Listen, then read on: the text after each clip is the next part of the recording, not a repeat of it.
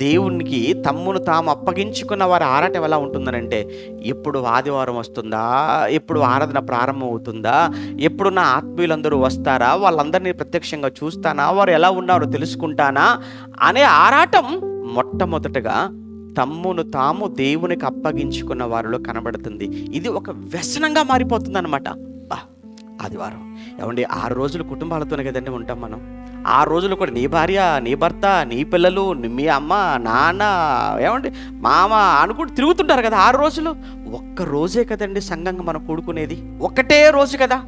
ఆ ఒక్క రోజు కూడా ఒక 2 గంటలే కదా. కానీ ఈ 2 గంటల్లో కూడా గంటకు వచ్చే వాళ్ళు ఉంటారు, అరగంటకు వచ్చే వాళ్ళు ఉంటారు. ఆరాధనకు అయిపోయింది ఆమెనన్నామంటే అసలు ఎవరు వచ్చారు ఎవరు రాలేదో నాకు వద్దు, నేను వెళ్ళిపోవాలంతే. ఏమండి, ఇదా భక్తి అంటే? ఇదా ఆరాధన అంటే? ఇదా దేవునికి అప్పగించుకోవటం అనే మాటకు అర్థం?